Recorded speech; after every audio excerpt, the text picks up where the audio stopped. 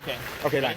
Yeah. Hi everyone, Michael Alfaro. We're live here on the border of Cambodia and Thailand, and since the peace agreement was reached, the ceasefire, Thailand has continuing to insult President Trump by violating the peace agreement by putting up barbed wire fence and invading the peaceful people that live in this village. And you have to come with me to see this. Look over here. Look at all these innocent people, these children. Akon. Hello. Look at these children here. These children want peace. These children deserve peace. The Thai forces are saying that Cambodians are a threat. The Thai forces are saying that they feel the Thai forces did. Wait until President Trump sees it. Thailand, just wait. You think you're the boss? Wait till the President of the United States finds out exactly what happens on the border.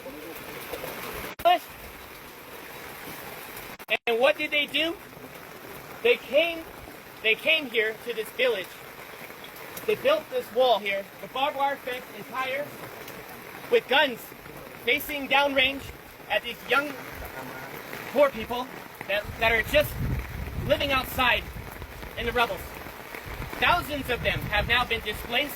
Their homes have been taken away. Their schools have been like this before. I was there when the box withdrawal of Afghanistan, pulling the Americans out, when the fall of Kabul happened. I saw threats. What you see here in Cambodia is not a threat. You see love, you see compassion, you see people, you see a community, you see a country that chooses peace before war. And what Thailand is doing right now is not just a violation of the Paris Peace Accords, it's a violation of President Trump's call to ceasefire. Since President Trump called ceasefire, the day after, Thailand invites Cambodian soldiers to come meet them at the border to shake hands and take a picture of them. What does the Thai forces do? They went and they kidnapped 20 Cambodian soldiers. And still today, on day 17, they have yet to release the 18. They only released 2 because one of them was completely disabled and the other one is. They are being very, very silent. And the media has been very unfair here. The media has been unfair to the Cambodian people, just like President Trump.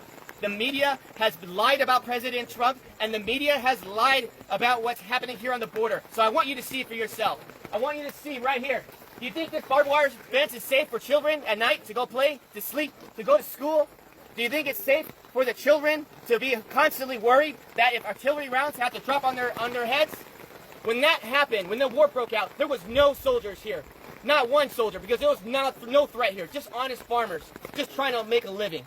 And now what happens? You get the Thai saying, oh, the Cambodians are bringing soldiers on the border.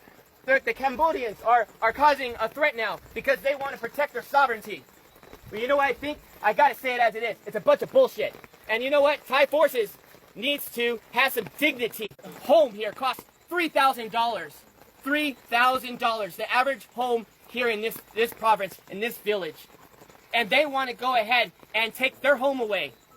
These farmers are honest, and they deserve dignity, and they deserve respect. And I'm calling on all my friends in the White House correspondents, I'm calling all the senators and the congressmen that you work for, that I understand we're all focused on Russia, we're all focused on trying to get a peaceful resolve there in Ukraine, we're all focused on Israel, but I'm telling you, as Michael Alfaro, you need to pay attention here what's happening on the border between Thailand and Cambodia, because I don't know how long Cambodians can hold on to peace and be resilient while Thailand continues out. I wouldn't want to be in that room. Because President Trump demands respect. He does not want to build your nation. He wants everybody to keep their nation. He wants everyone to be free and peace and harmony and respect. And what Thai people are doing is not okay. And this general, he's drunk on power, and all he wants to do is pretend that he's the king of Thailand. And that is not okay, to kill innocent lives for his own political gain. And I'm going to call it as it is. They need to tear down this wall so the children had more leaders like that, this world would be a safer place. But unfortunately it's not, because we have Thai aggressors that doesn't believe in peace. They choose war. And I'm here to tell all my friends that invest in Thailand, you need to knock it off no more. We need to call for a protest immediately. And we as a U.S. body needs to call for action. Thailand needs to be severely punished. I think the trade war should take a significant role as they continue to violate the Paris Peace Accords. They continue to violate President Trump's call to cease fire, and enough is enough. These children, hopefully, these children can find a way where they can sleep well tonight in this rain, where they can sleep well. Their homes are no longer homes. We have to do something. The world has to get serious, and the world has to stop being politically correct.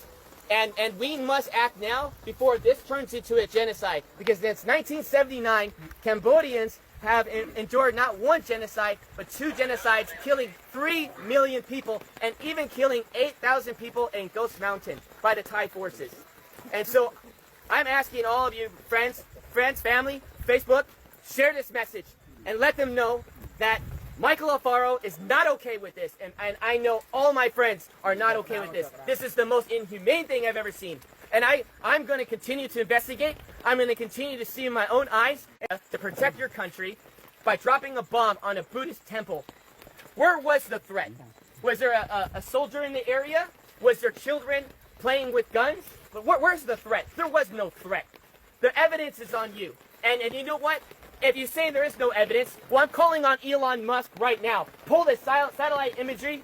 Pull up the satellite imagery that shows that Cambodians were a day, just one day of threat to Thailand. I guarantee you there's no evidence that exists.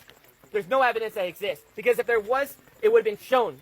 And so what happened when the bombs were dropped, schools were destroyed, temples were destroyed, people had been displaced out of their homes, what happened was the crimes against humanity. We are not only just going to interview the 18 prisoners, you need to immediately release them. The ICC, this is the reason why President Trump pulled out of the International Criminals Court, because you have no backbone for any decency in the world. Because if you did, you would press charges not on Netanyahu, you would press charges on Thailand for doing this to children, putting walls up on their soil. It came from. But it got my attention.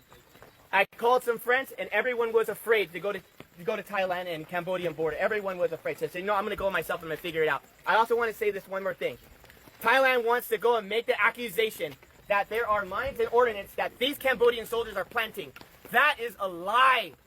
Everybody knows since 1970, United States has dropped these ordnance here, and it's always been here. Everybody knows you come in the country, 9 years old, he tells them to go and search these fields. And the Thai soldiers end up stepping on a mine, and they hurt themselves, and they end up killing their own men. And now they want to turn around and blame it on the Cambodians. Well, where's the evidence? Look at the animals. All of you, please, there's cats in here. There's neighborhood cats. You were seeing it through the tires.